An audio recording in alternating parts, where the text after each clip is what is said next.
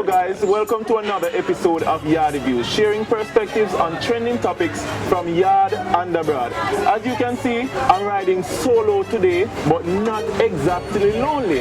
I have a very special person on set, a very special person who is very talented, modest, beautiful. She's a mother. She's also a very talented athlete as well as a business owner. It's none other than Mama Rocket, Shelly-Ann Fraser Pryce. Hello, Shelly. Hi, how are you, Daniel? I'm fine. Now, today we're just doing a very, something just nonchalant, very creative. So basically, what we're going to do is we're going to give you 7 words, and then you will sing. You will have 1 minute to sing at least 2 lines. It's a minute, man. I can't sing. Right? I mean, just to take you out of the comfort zone. Right?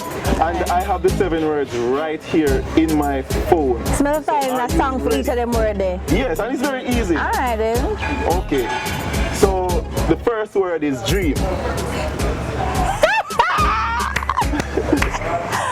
We don't know the song with the dream. Come on, you have 1 minute.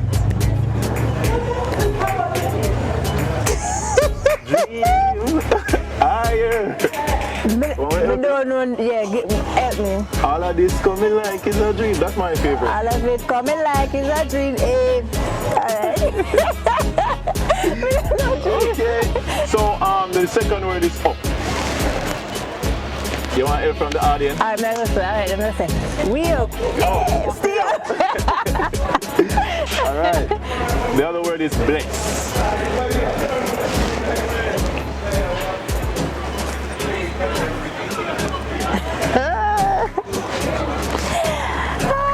No, you can't. No, for a serious one. Me a big church can be doing on a bless song.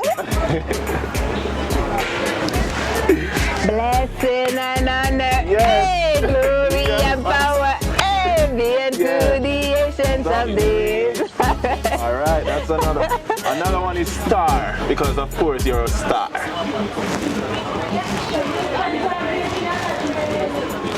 Star? Yeah. No, Daniel, where do you go living here? That's legitimate. Big up yourself anyway, Delige. Starry, starry, starry. Where you get that song from? My version? Yeah. You just feel it a while ago. Yes, by Shelly-Ann Fraser Pryce. Up. Love. You, me, love, everybody know.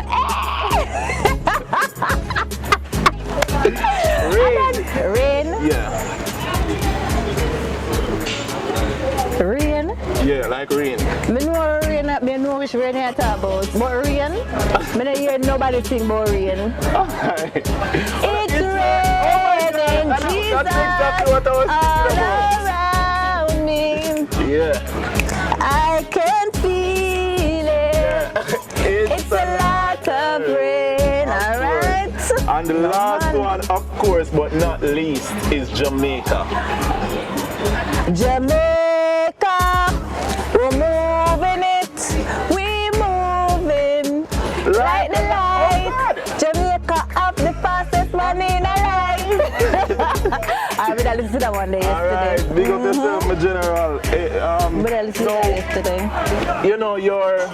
You're a very special person, a person who we know to be a champion. But how would you describe yourself with 3 words? Okay, describe myself with 3 words. I would like to say I am fun, I am bubbly, and I am shy. Fun, bubbly, and shy. When does the shy part of you kick in? Honestly, if I'm not around persons I'm not comfortable with, or if I don't know you, it takes me a time to warm up to you. So if I go into a crowd of people that I'm not familiar with, you find that I'm kind of reserved. But if I'm around people that I know for a very long time, or even 3 days or a day I met them before, then I'm comfortable. But I'm actually really shy. A lot of persons don't know that, but I am.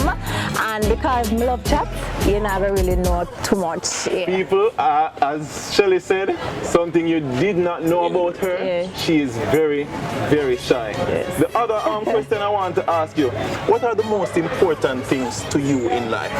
Okay, the most important things to me, honestly, is my faith. My faith is very important because I believe that at the end of the day, who I am is because, you know, God has created me to be special and I'm here for a purpose.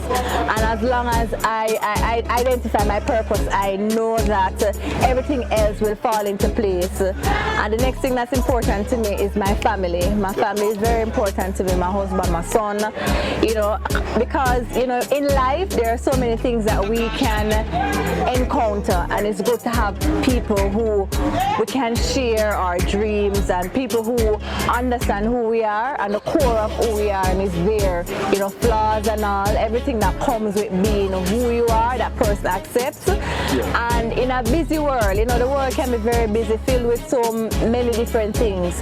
It's good to have that space.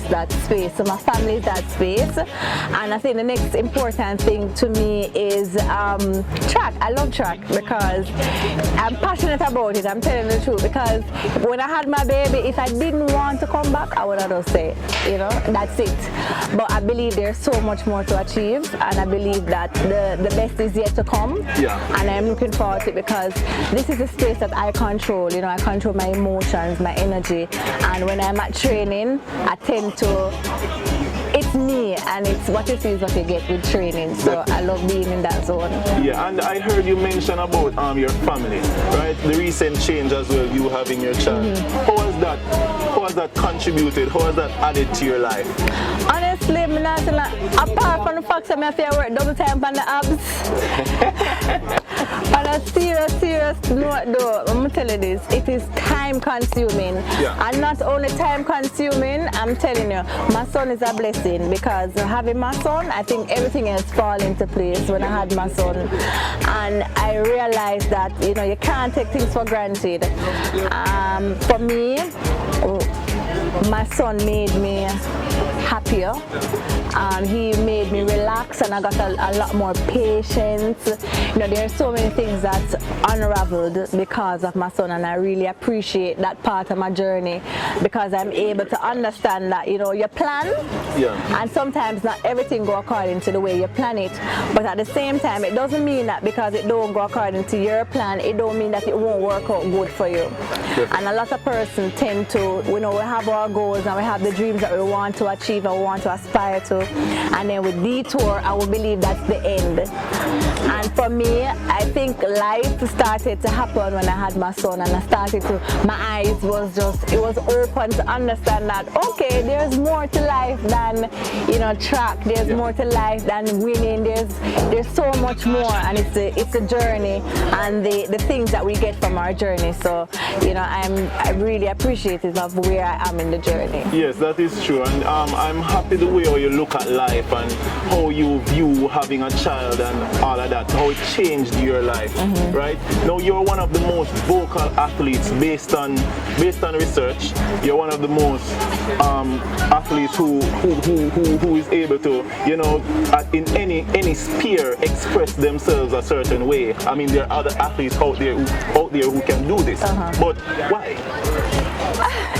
I believe in the total athlete. I believe that, you know, who you are as an athlete is not just on the track, but it's off the track, and representation matters. You know, when I was growing up, there are a lot of persons who believe that athletes were idiots, or we only could run, and we don't have a voice otherwise. And, you know, I just want athletes to understand that, you know, be who you are.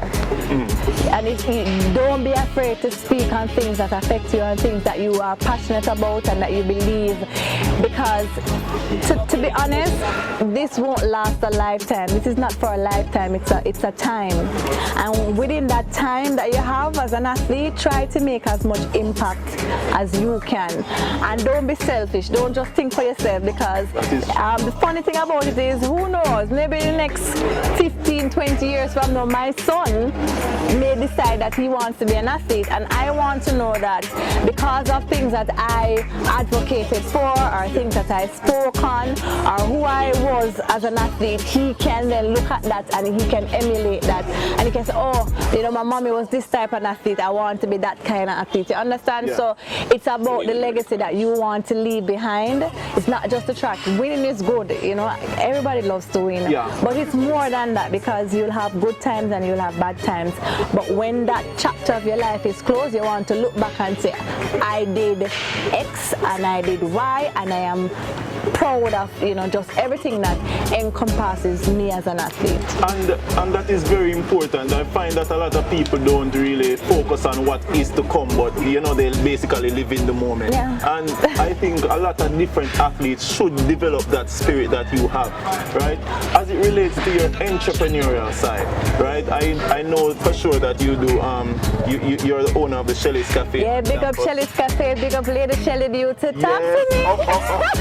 Yeah. So tell us about your entrepreneurial side, your businesses and all. Okay, honestly, I think I got that from my mother. My mother was very resourceful. Like, right now, my mother can sell you ants, she can sell you dirt, she can sell you tree, anything she have, she can sell you. All right. And I grew up seeing her, you know, hustling. You know, she was self-employed, higgler as we call it. Yeah. And if it was Valentine's Day, she was selling rose.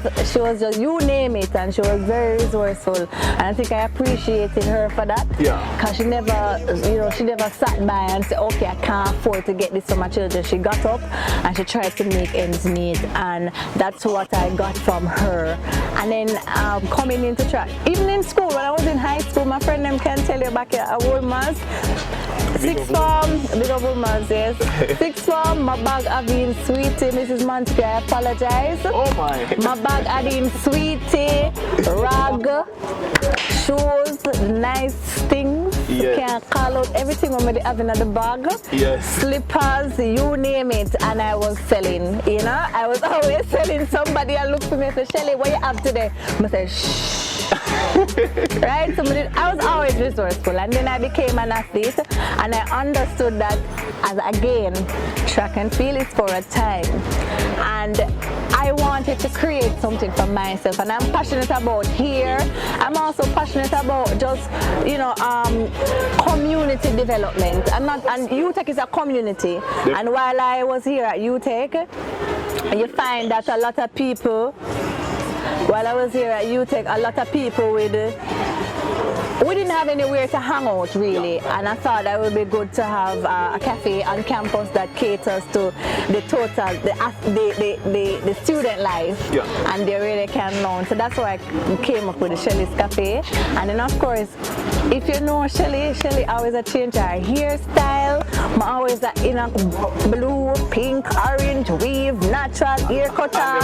You name it. Thank you. You name it, I was doing it. And then I just decided that, you know, I wanted to have a product that will maintain any hairstyle that the women had.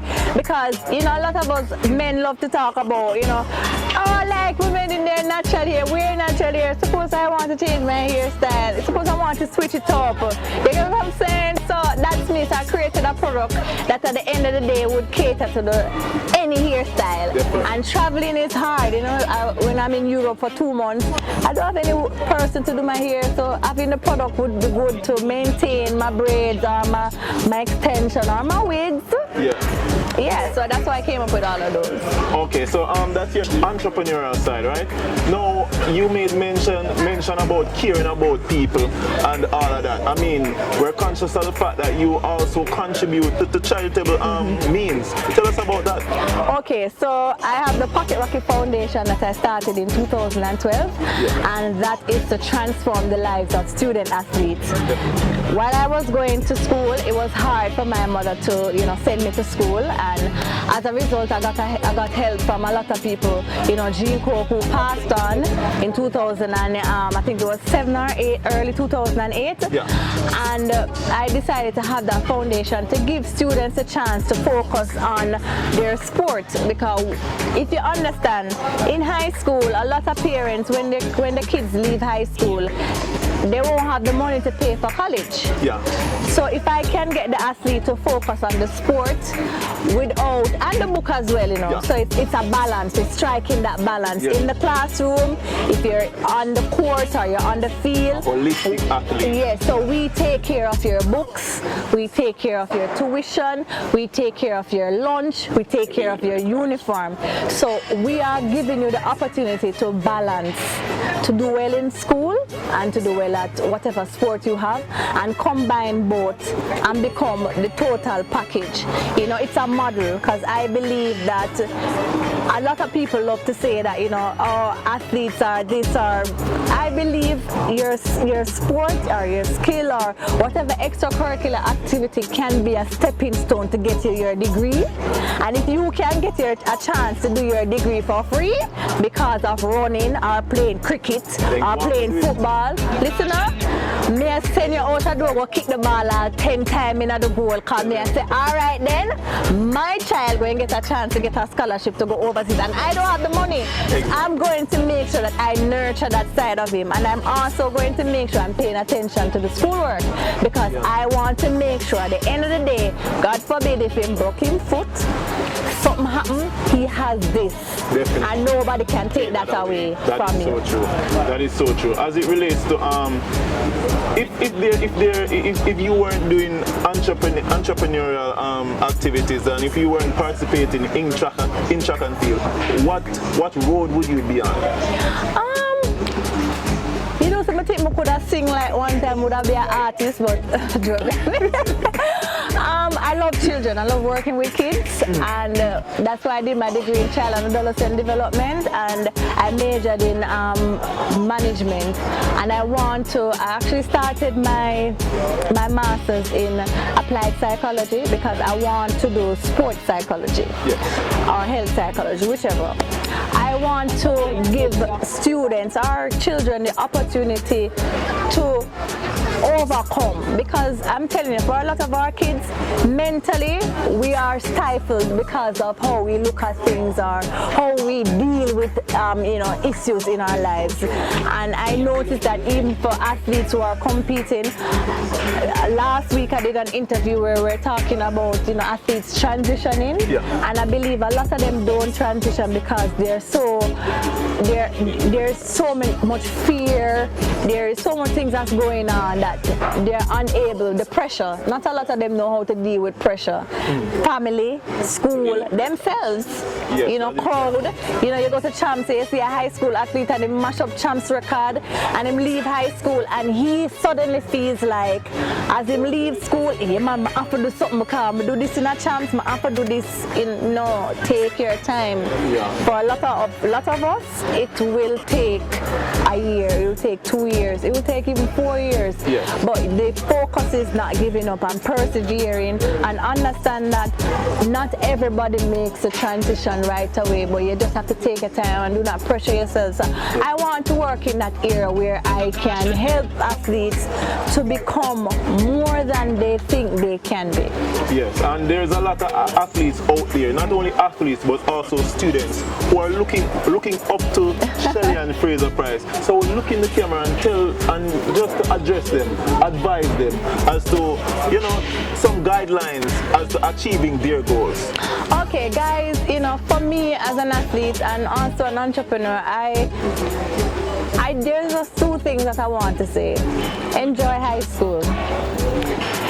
You'll find that time will pass, enjoy high school, make memories, make friends, and just do what you are there to do. You won't get it back. You can't go back to high school. Yeah, you can go to an evening class or something, but you won't get back that experience. So grab hold of it and make use of the opportunity. A lot of people don't get that opportunity. And if for any chance, this is another thing I want to say to our young girls, or even young men who find themselves yourself at the end of the day. Maybe it is that you didn't get to pass your subjects in school, so you know you're looking for somewhere else. Or for young girls who believe that, for a lot of them, even though I advocate for abstinence, if you should find yourself in a situation where you're pregnant, it's not the end of the world. It's not the end, you know. You can rise from that, and you have to be patient, you have to be persistent, you have to be, it takes hard work, and it takes tapping into your inner self, and you know, it is there. You are stronger than you think. You know, when I had my son and coming back from having my son and training, I never knew I could actually get back to running 10-9. I mean, I wanted to, but I worked really hard. And when I saw, you know, coming back, being a mother, being an athlete, being a wife, you know, being a businesswoman, I know that it is possible for you. Yes, you have your baby, but you can do so much more, and you can do more. And for the young boys who are maybe failing in school right now or have failed and not getting the subjects, you can try again. And I'm telling you, there are so many success stories out there that you can emulate. Find them, read them. These are the times you have to tap into your resources. Social media is not just for liking hot girl picture, hot man picture, whatever it is. It's for finding people that have stories and have things that will drive you as a young person, that you can tap into who you are and become so much more. So just stay focused on the goal. You know, you have a goal, write them down, and anything that you have in your head that you're dreaming about and somebody tell you that it can't happen, Shelly-Ann Fraser Pryce is telling you that anything is possible with God. Anything the thing. So just stay focused, work hard, have fun, make memories, take lots of pictures, not too much selfie, but take one little picture, you know, enjoy life, because life is a gift and we don't know when it's going to go. So just enjoy it and do your best, yeah.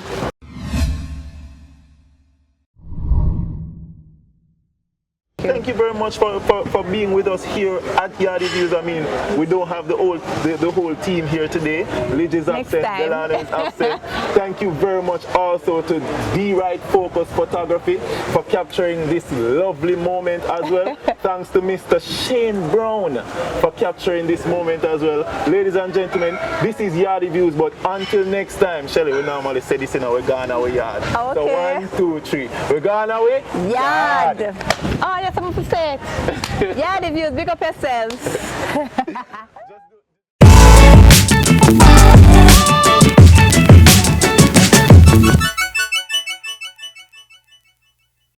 Israel, representing for Shelly-Ann Fraser. Yeah. Pryce.